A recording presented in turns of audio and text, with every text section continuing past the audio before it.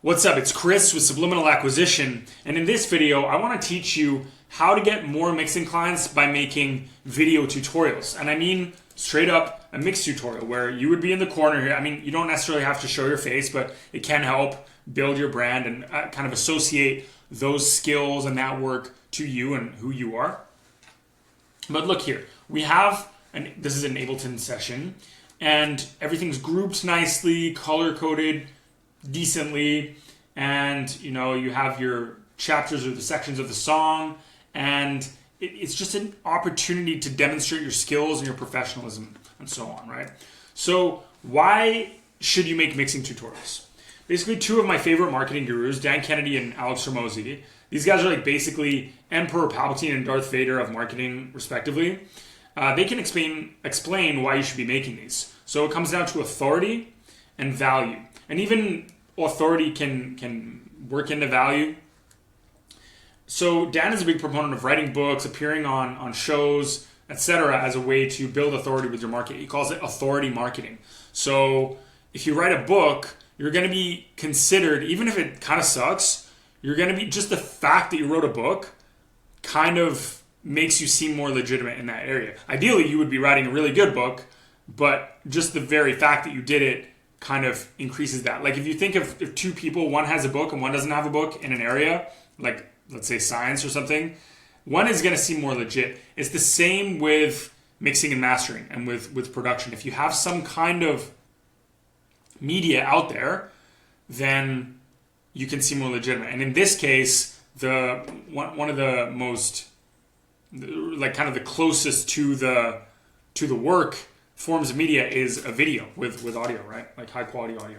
So Alex Hormozi came up with a brilliant formula for finding out what people want and how to present it. And I'm going to show you that in a second. But first we're going to do authority marketing. This is Dan's concept.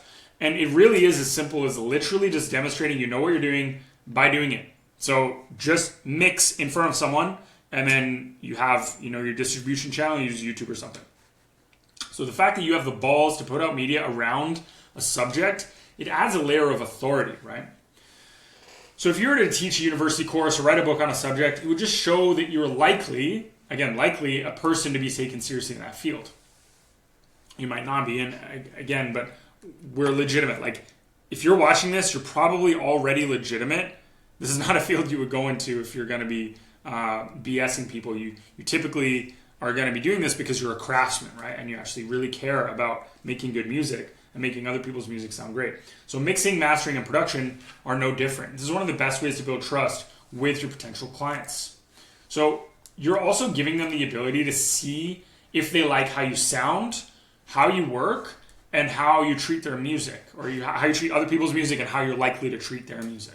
And I'm going to go deeper on these in the value equation in a second. So it's kind of like giving them a free taste test at the supermarket. If you go to Costco, you get like a little piece of cheese, and you're like, oh, this is cool. Like I want to buy a brick. So even if it's not necessarily their project that you're working on in the video, right? So it's kind of like a taste test. It's not quite. But it's kind of like they're sitting there with you on what it would be like. I mean, you're probably not going to be mixing with them in the room, most likely, although you might. But it's just a way to kind of just give them a little taste of what you're about, right? So moving on to the value equation, Alex Hormozi, who's currently the biggest name in online marketing, came up with the value equation. And its purpose is to distinguish how people value things in a marketplace, right? So it can be applied to any marketplace. It can be applied to insurance. One of my friends has the #1 insurance YouTube channel, and he uses these same concepts. I've used them in a number of different industries, actually. And I mean, if you were selling cheese, like I was talking about cheese before, it's all the same, right? Like you can apply this map to different industries and different marketplaces. So you as a business owner, and that's what you are if you're a mixer master engineer and you have a studio, whether it's at your home or you have a rented or owned place, can use this to engineer your products and services to become more valuable to your prospective clients who are artists and producers, right? So here are the components. You basically have your dream outcome, or the dream outcome of the prospect. You have the perceived likelihood of achievement, and this is a multiplication sign, and this is a division sign. So you want to increase these and then reduce these on the bottom. And what you want to reduce is the time delay and the effort and sacrifice. Again, these are multiplied. And basically, the bigger the dream outcome, the greater perceived likelihood of achievement, the greater the value. The lower the time delay, so reduced time delay and reduced effort and sacrifice, the lower these are, the more value, okay? Pretty intuitive, pretty easy to understand. Okay, so let's relate each one specifically to your market, which is artists and producers and people who want you to make their music sound great. So basically the dream outcome is a great sounding track or a great sounding mix. It's pretty simple. Like, how good does it sound? Okay? Perceived likelihood of achievement, you want them to trust that you can get them that mix. Okay? And I would say this is probably the biggest one that we're working on here. Like, if we think about authority marketing, this is really what you're working on, okay? So reduce time delay. The time between them sending their stems or multi-tracks or whatever, but most likely stems, and receiving the final wave or FLAC being as short as possible. So them sending you the thing, onboarding, delivery, offboarding. Like they are offboarded as quickly as possible. That's the ideal here, right? So reduce effort and sacrifice, the number of revisions, consultations, mixed notes, and just general effort and involvement on their part being minimized. They want to do as little effort as possible. They want to consult you as little as necessary. They'll have their tweaks and the things that they want to consult with you on, but they want it to be as easy as possible, ideally, right? You know, when you go to get a service, whether you go to the spa, the gym, whether you get a piece of cheese at Costco, you want things to be easy as possible, right? You don't want to have to buy a piece of cheese, but to get the cheese, you not only have to pay the money, but you have to do 100 jumping jacks. Ideally, that you wouldn't have to do the jumping jacks. So, you know, with a done with you service though, like mixing, they still have to onboard. It kind of is done for you. It's mostly done for you, but they still have to onboard. They still have to, you know, bounce the files, and they have to send you the stuff, and they have to give you an idea. They have to send you a rough mix, and yada yada yada. And so there is still some effort and sacrifice involved with this service, right? So a great sounding tracker mix. It's like, how good can it possibly sound? Okay, great. Let's say it sounds the best. Let's say you're a world-class engineer. You have 18 Grammys, but it takes you 20 years to deliver that mix. I mean, that's not super valuable, right?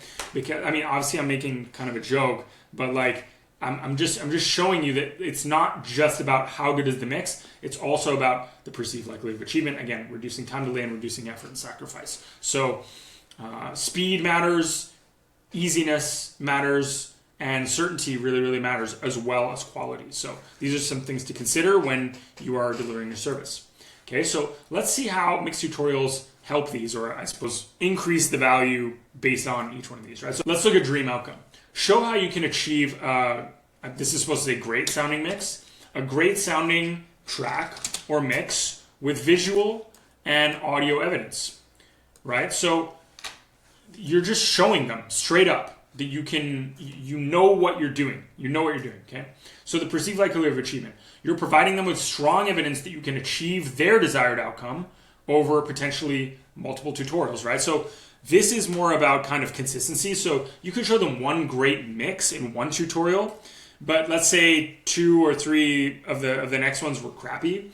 Okay, that's going to reduce their perceived likelihood of achievement. Okay, so that's going to reduce the ultimate value of your offer and your services, right? The offer that you're presenting them with. So ideally, if you have a few, if you have 5 or 10 or 20, I guess, plus, you are providing them with multiple data points that you're really, really good at what you're doing, okay? And this is going to increase this. This is certainty. Okay, so reduce time delay. You show you know what you're doing and can work quickly without rushing. You know you don't get in and you're like, oh, okay, I guess I got to start from here. No, you know what you're doing. You don't necessarily have to mix tracks from scratch on these tutorials. You can. I mean, there's a number of ways you can do it, again, and it really matters how you approach it with your market, your specific niche, the kind of artists and producers and so on that you work with. Again, it's on a case-by-case basis, but just generally, I mean, this is certainly general. You show you know what you're doing and can work quickly without rushing. Okay, so reduce effort and sacrifice. Demonstrate that they can trust you and that you won't need your hand held during the process. You're not like, oh, what do you want to do with this? And yada, yada. It's very unprofessional But people have been burned with every level of unprofessionalism that you can imagine, and I'm sure you've heard some horror stories from artists and producers, and that probably comes around to bite you in the ass, even if you may be very, very professional. So you have to demonstrate this, right? So you'll show that you'll be easy to work with, and their money is saving them pain by working with you. It's not adding pain to their life. They're buying convenience. They're not only buying quality, they're buying certainty, they're buying speed, and they're buying, I suppose, ease, right? And lack of effort on their part. As little effort as they can put in as possible, or else they would just do it themselves, right? If paying you is no easier than them just doing it themselves, why would they possibly pay you? Why? Just why? It doesn't make sense.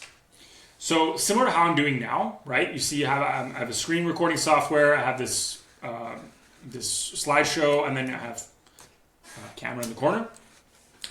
You want a screen recording software, okay? So, however, since you will need high quality audio, high resolution audio, Loom will not suffice. I'm using Loom right now.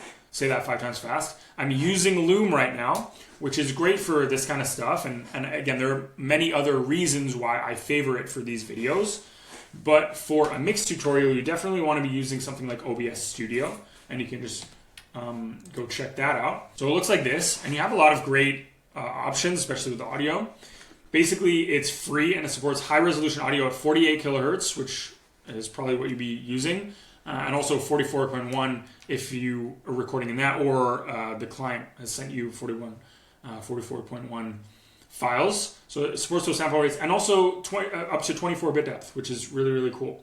Okay, so you can fully hear basically everything that you would be mixing, rather than it being downsampled or bit crush or whatever, which is not ideal because you're demonstrating that you know what's up with high resolution audio, right? So Loom doesn't support that. You can't even change that at all, I don't think. I think I'm probably on 16-bit, maybe even less, and I'm probably less than 44.1, or at max 44.1, whereas ideally you want to at least have 48 available. So there are a few other things that you have control over, like camera frame rate. You can go up to 60 FPS, I think. And but these are the audio parameters. They're the most important for our purposes. So it looks like this. And yeah, you just, I'm not like sponsored or anything. I'm just trying to give you the tools to help you accomplish your goals. I'm not sponsored or anything. So how to make a tutorial. Basically, you just want to come up with an area of focus that people are going to be interested in. Could be, compression, could be drum mixing, it could be how to do keys, it could be about reverb, it could be about mastering, yada yada, it could be anything, it could be about EQ. And then you want to find a project that best demonstrates that. One of your previous projects, or you just want to start from scratch, whatever. And alternatively, you could do a session review of a track. So you could just kind of go over a track in general. The thing is like it might not be as hooky, it might not be as, not like clickbaity, but it might not be as have as much pull as something that's more general, that kind of solves a specific niche problem. Right? So there are many ways to approach this, like I just said. And remember that you're public speaking, by the way. You want to keep a good vocal tonality throughout, or else people will get bored. You want to realize that you are talking to someone. So keep it to the point and don't spend all day rambling. I know it's rich for me to say that. But you can make some notes like this, like some brief notes, like I do with slides. I mean, I wouldn't use slides if I were you, but just have like some notes written down or on a separate monitor or something like that. And then keep it spontaneous and improvisatory. So how I do these videos is like, I'll have notes like this, and I'll have a kind of a general structure, kind of things that I want to say, like certain points that I want to make. And then I'll go off script and add context or examples. So my final thoughts are basically, when someone sees you demonstrating your mad skills as a mix engineer or mastering engineer or whatever, they won't just steal your tricks and mix their own music without paying you. Like, it's so funny, and like I thought this for so many years. Like, if you give away the secrets, like, oh, they're just gonna solve their problems themselves. So you're like tight-fisted. You're like, oh, I don't want to like give this stuff away, right? And you kind of become a very stingy with giving sauce to the market, right? They're far more likely to actually buy from you when you give them the sauce. So when people pay, they pay attention. So it's like once they've bought, then they're going to be much more invested in what you're doing and what you're saying. But they're still going to realize that you're so much better than what you can do, so much better than what they can do, because you're a specialist and you're doing mixes all day, right? And they're just delegating. So people are actually quite lazy in general. So don't be afraid to give away as much sauce as possible. If you build the other aspects of your client acquisition funnels properly, and you have like a good call to action and like everything's solid, it's just gonna really come back to you many, many times over in the form of more clients than you can handle, because people are like, man, this guy's so good. Why isn't he mixing my music? Like, this is my kind of music. Let's say you're hip hop. You specialize in hip hop as a mix engineer, and then you mix a really cool hip hop track and it sounds kind of like a guy that's watching that video, and like his beats and his music, and he's like, you know what?